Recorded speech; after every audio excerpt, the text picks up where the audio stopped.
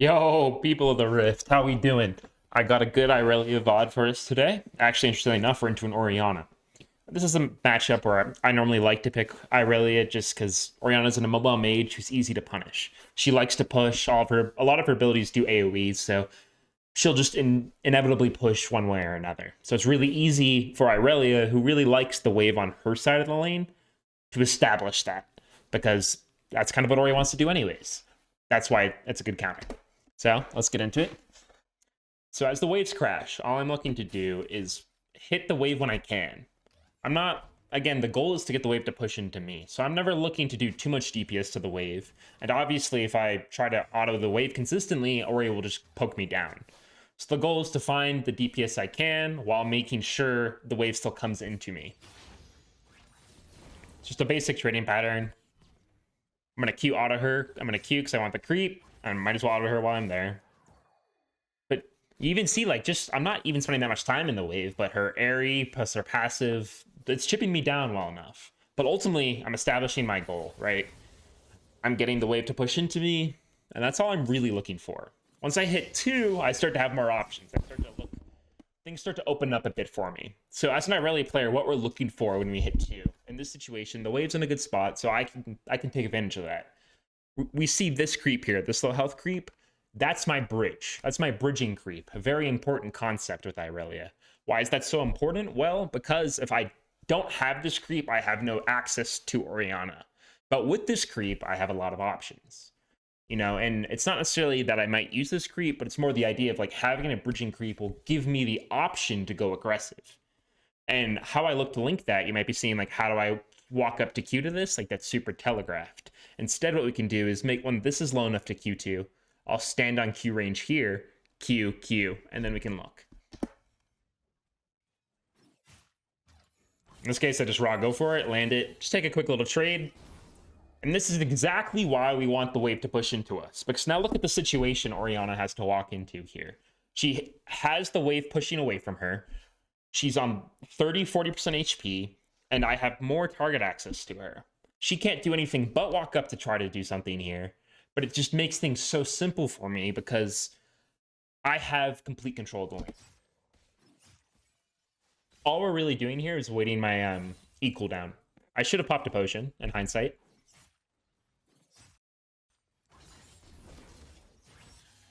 And it's just really simple. You know, maybe I don't have to flash there, but I didn't want to risk it. Let's just take a look at this again, guys. The entire time I'm waiting for E to come back up, I'm just watching her relative to this creep. That's all I'm waiting for, because I know as soon as like she's in position, I can pounce on that, and it's super easy for me to capitalize. A small micro thing here that a lot of people might mess up. It's an optimization that not everybody realizes is important, but when it comes to playing Irelia, these small optimizations are critical, guys. So, for instance, what I'm talking about here is E will stun her, right? And so in that time that she's stunned, I can walk up and auto. So I'm going to QE, then I'm going to E her, and then walk up auto. I'm not going to Q right away. I'm not going to eat that stack and just Q right away, because if I did that, then I'm losing a little bit of DPS. Like this auto right here. And think about that. If I didn't do that auto, I'd have to auto her twice under tower here. And that's me going 1-for-1. That's me getting too low where I can't even stay in lane. And that's the importance of that small stuff, guys. It adds up so much. It's so important. And from here, you might be thinking, like, why don't you just base TP? The main reason for that is I don't have great gold. Like, yeah, I have some gold. 560, like I could buy a coal, I could buy a longsword refillable. Like, it's not a terrible base, but I could do better. I know I could do better. And more importantly, the wave is so good, and I still had my potion. So I know I'm going to heal. I know she's going to be denied more creeps. So I feel like this is just the most optimal thing I can do in this position. Graves can come and mess with me, but I just feel really safe here knowing my wave's coming into me. I have good wave position, and I have plenty of time to just heal back up. I really cringe I missed that. And so now something to keep in mind, guys, like knowing I have TP advantage in a situation like this means it's okay to take HP negative trades with the understanding that I'm gonna reset and TP back anyways. So as long as I don't die on the trade, any damage I can get onto her is good, because then I can just leave, TP back, I'll have full HP plus an item advantage, and she'll be screwed sitting at 60% HP under item.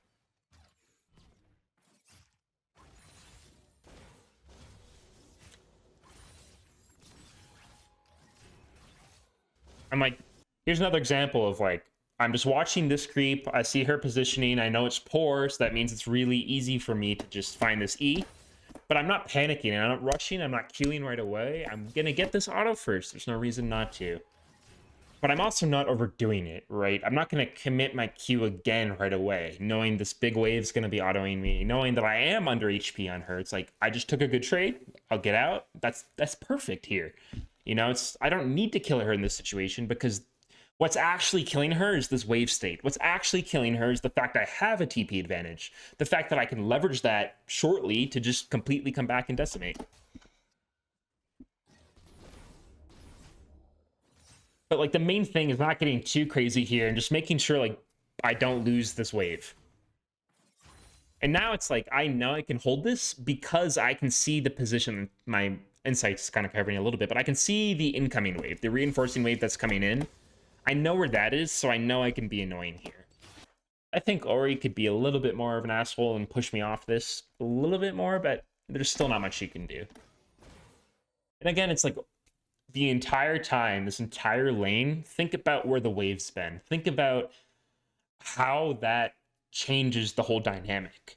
With the wave in this sort of position, I have so much control over her because I have the entire lane to run her down. I have so much space to set up sneaky E's and just queue onto her. So I'm super comfortable here. I'm really in control.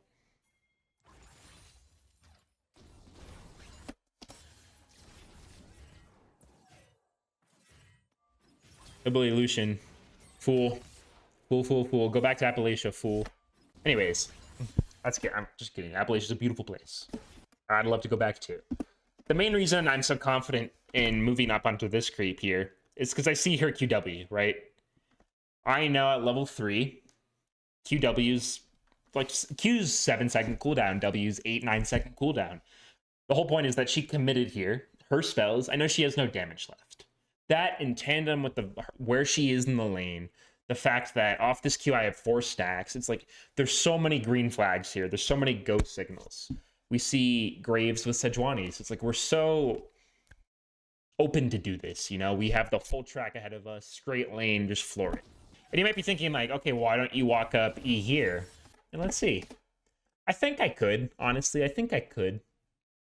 I'm a little worried because it's like this is max Q range here, so like I might not be able to make it in time. The important Irelia concept here is not to waste your Q again right here, because I'm already on top of her.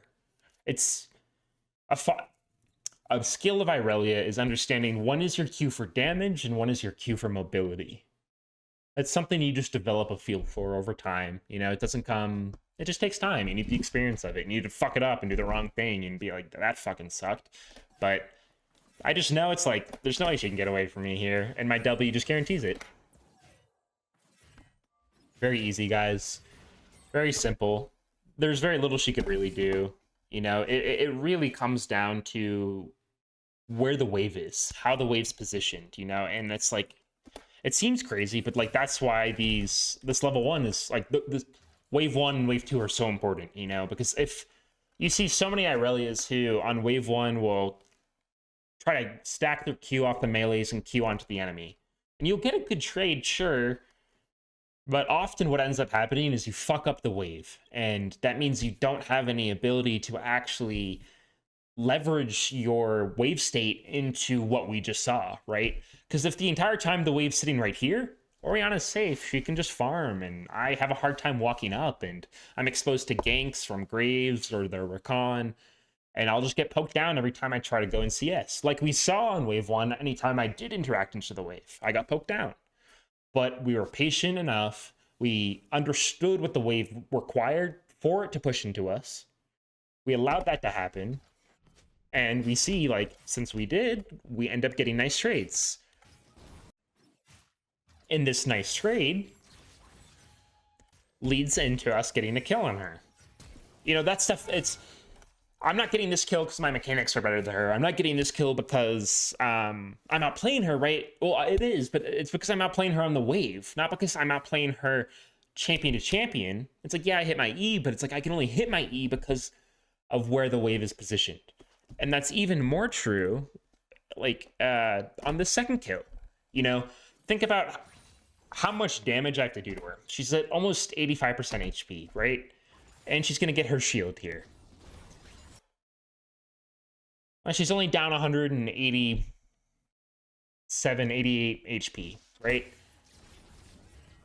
And I need the entire distance of this lane to do all of this damage, right? That's why it's so pivotal to get the long lane on Irelia, because you need to be able to run people down. It's not a quick jumping, guys. It's a white crawler crime here. You're committed for like 10 years. It's a long time. You got to be committed to the long haul. And if you are, you're going to be rewarded with that nice money, you know, like the... Try to think of like white collar crime, like tax fraud, but that's like lame. Like insider trading, yeah. If you're committed to the insider trading bit for like 10 years, guys, you're gonna make a lot of money off of it. Same thing here. Be patient with the wave, let it develop, and then we can take what we want later on, and they can't do shit about it. Just so you know, I'm not a fraud. I live. All right, guys. Thank you. See you next time.